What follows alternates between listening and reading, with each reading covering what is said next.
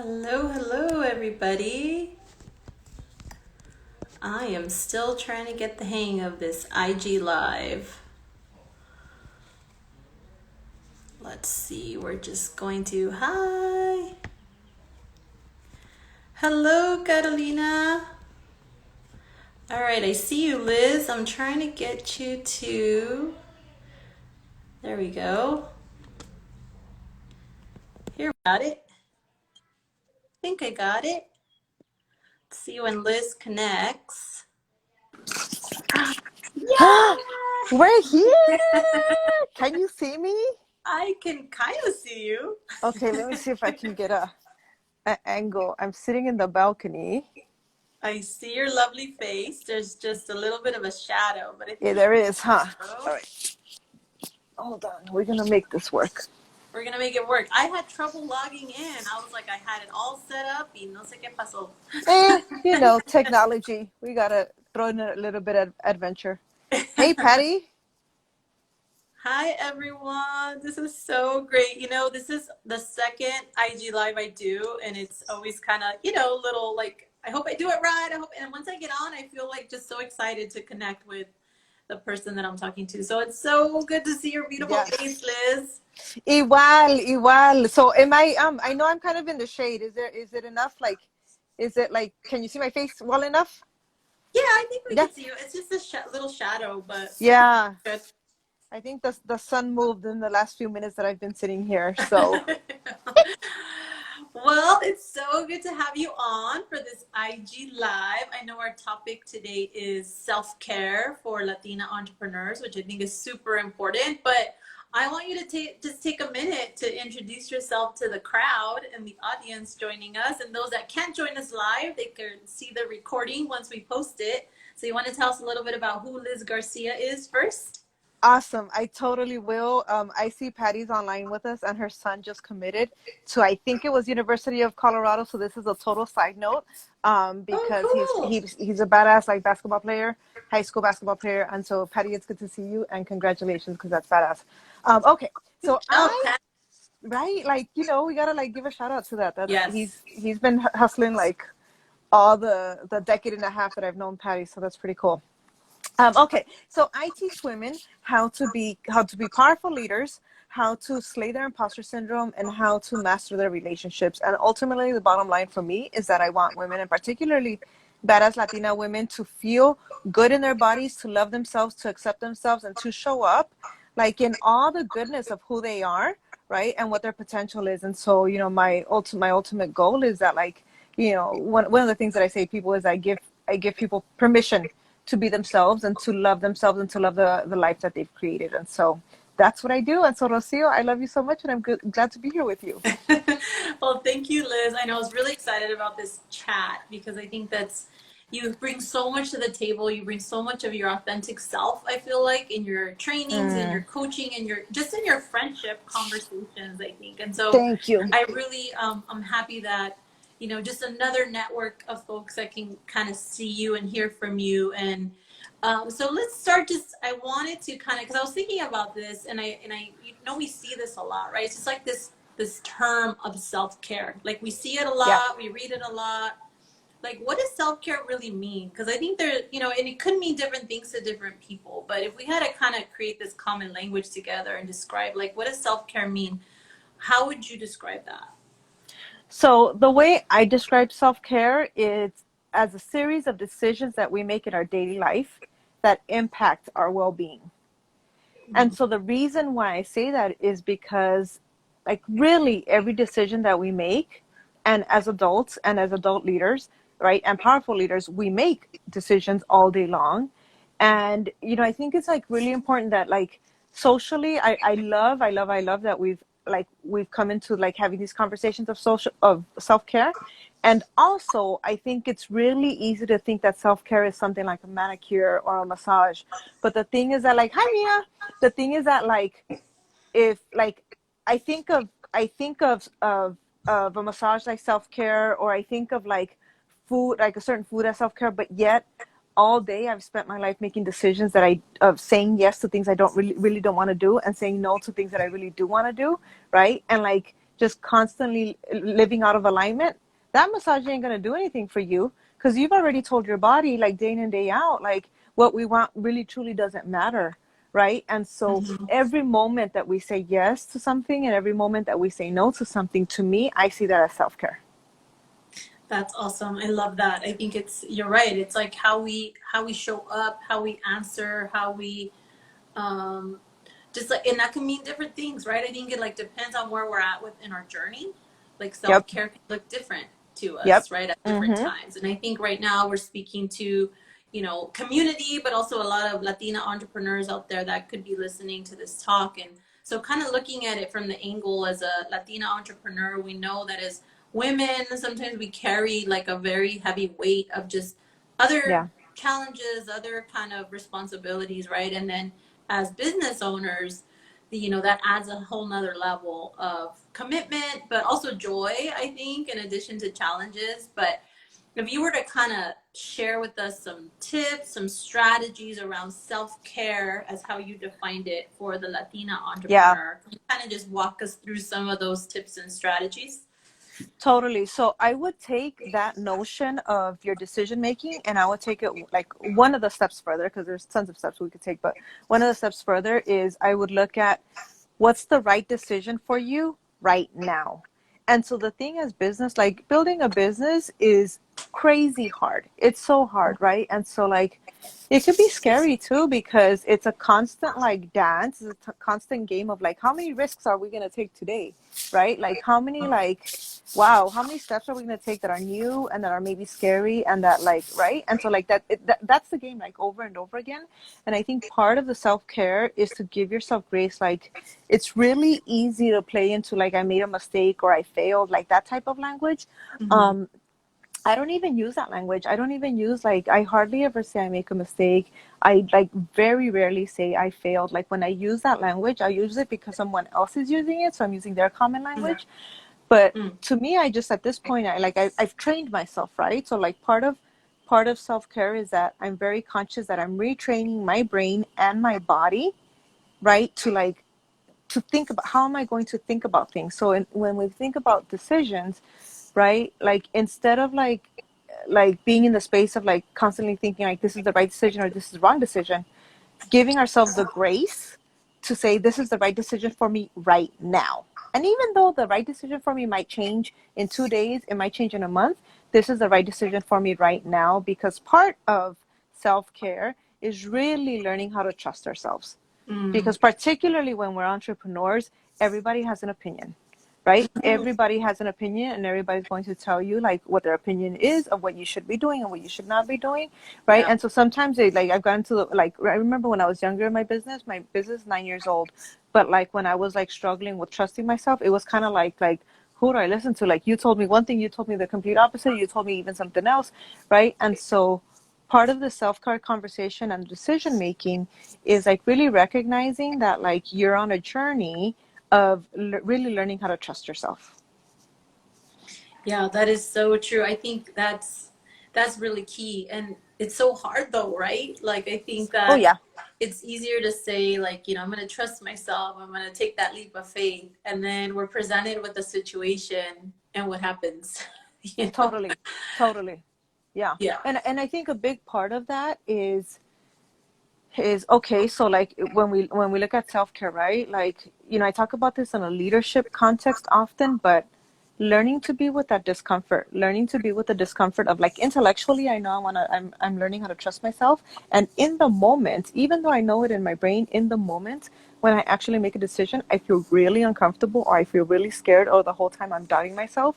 And so part of it is to teach your body, and you teach it by doing it over and over again, to like dance with that discomfort, to be okay with the discomfort and to trust that that discomfort doesn't mean that you made a bad decision. It doesn't mean that you did the wrong thing. It simply means that you're training your body to think bigger and to step into bigger things. And so, yeah, totally. Like any and all conversations that I have that are coaching conversations it's almost a given that like it's going to be easier said than done, for sure.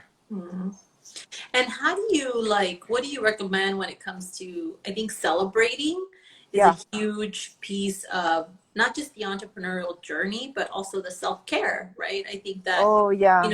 we're so much kind of in the weeds or in the stressors of not just the business, but the life, just life in general, that we don't take that time for those joyous moments to really celebrate those wins or celebrate just like to your point, it's just like the journey that you're going through. And like, how do you do that? What do you like, how do you recommend folks to kind of train their brain to like focus Yeah. on the celebrations? Yeah. So it's a couple of things. I think one is that recognizing that celebration could be like really like big things, and celebration could be something real basic. We went out for ice cream yesterday, and that's something that's like really simple, really easy, right? That we just, leaving the house, right?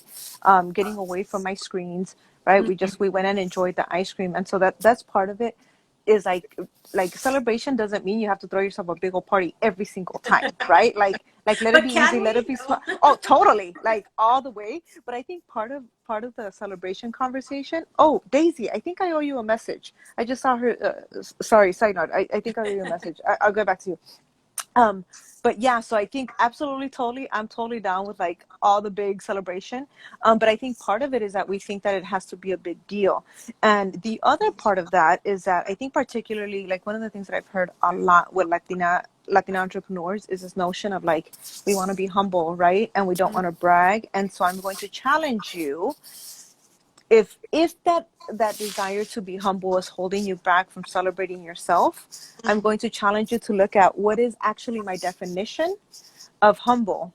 Because in my definition of humble, you get to own your greatness, right? You get to be the amazing woman that you are. You get to like achieve what you're looking to achieve. And also, right, my definition of humble means that you get to do that and still like be in a space where you connect with people. So for me, being humble doesn't mean I'm going to hide my greatness. I'm going to hide who I am. I'm going to not allow myself to, hey Rachel, I'm going to not allow myself to like step into my greatness, right?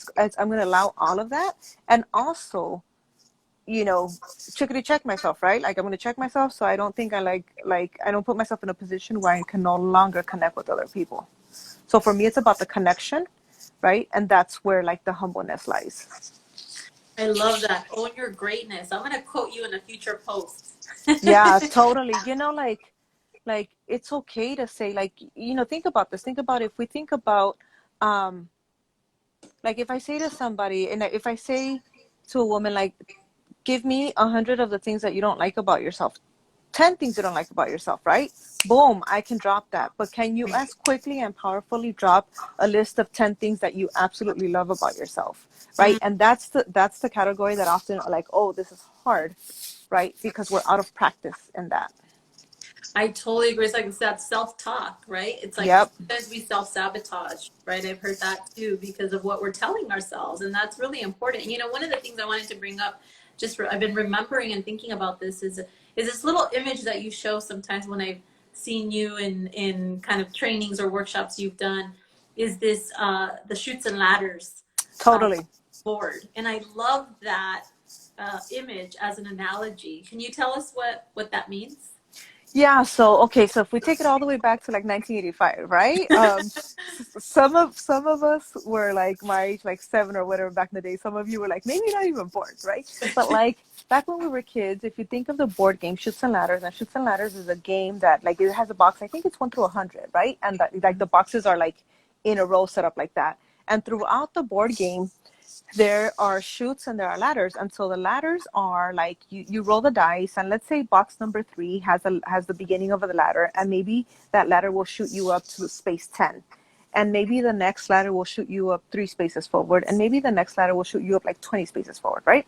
And then the same with chutes. Like if you land on a chute, like which is a slide down, right? Maybe you'll slide down 3 spaces, or maybe you'll slide down 10, or maybe you'll slide down 25. And so like that right there, in my perception, is our process of growth. Like I think part of why we beat ourselves up is because we think, I learned this in a class, I learned this in a training, I should know this. Like Mm. why do I do that, right? As opposed to the fact that I read it somewhere or saw it on a video or learned it in a class. That's the first step to learning it. That's the very first step to learning it. The first of several steps to learning it, because you learn it, then you do it, then you assess, then you tweak, right? Then you do it again. So like that's like a bunch of steps, right? And so in that, if we recognize that every time we're growing, every time we're changing behavior or modifying behavior, it's totally shoots and ladders. You're gonna go up, you're gonna go down. Sometimes like you're gonna man, I'm like jamming, like I just went up 30 spaces, right? And then one day you're gonna wake up and you're gonna have a like really grumpy day, or something's gonna happen that's gonna tick your confidence, and boom, you might shoot back down. Okay, cool. And so like what I tell people is like I don't want to teach you to think that like I'm always going to be confident, or I want to avoid like uncomfortable or bad moments. No, I want to teach you to have the confidence that when you go down that chute, like all the way to the where you perceive is all the way to the bottom, you can dust yourself off. Maybe, you know, those of you who know me know I'm totally llorona. Like I'll cry, you know, I cry for stuff, right? And then have your little good cry or ice cream or whatever, and then vámonos, let's get back up and let's move it forward, because it's not about being in a fantasy that things are never going to go wrong. It's what do you do when they do go wrong? Yeah, I totally agree. And I think, you know, kind of in the same conversation around celebrating, we look at, you know, sometimes it takes us so much to climb up that ladder, right? And sometimes you only get to the like second step. But Yes. when you go down the chute, a veces it's like 20 stories, you Yes. know, 20 kind of blocks or squares in this case down. And so I think that's where circling back around to the self-care, like that's where it's important, like to the self-talk. I love that. The owning your greatness, the celebrating your journey. I mean, sometimes we don't traditionally think of that as self-care. Like you said, Right. we think about going to the spa, or we think about a nap, or we think, but we want to challenge folks that are listening to go beyond that kind of thing. Yeah. Right. Really kind of challenge yourself and go beyond kind of what else does that mean for me, or what else does that look like for me? Yeah, you know what? One of the things that I learned from one of my favorite scientists, my current favorite scientist, Dr. Huberman, out of the Stanford Medical School, he talks about like when we find internal inspiration, like when we cheer for ourselves, we celebrate for ourselves, that hits the same dopamine levels as if we were to get a reward for something.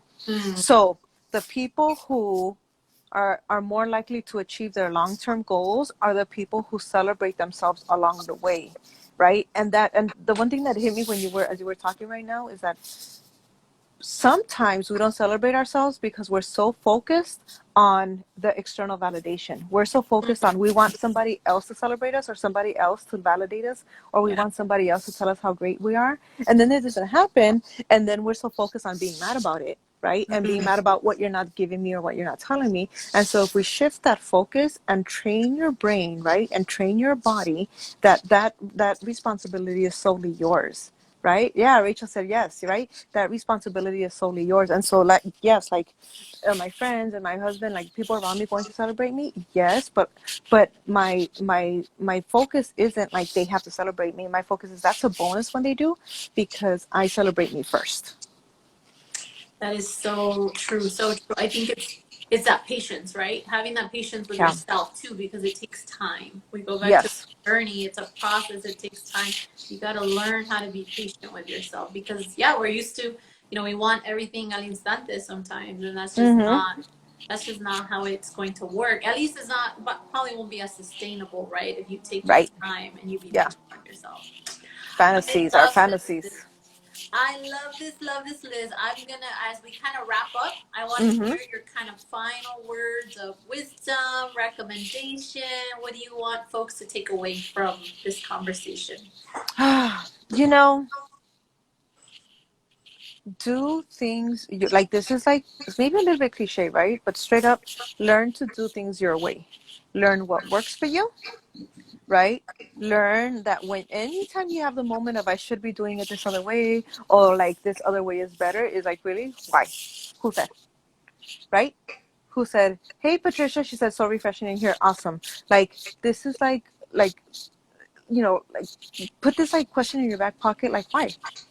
Like why and who said? Because if I like think about it this way, if you're doing something and you're doing something over and over again, right? That's your like first cue that it's working for you.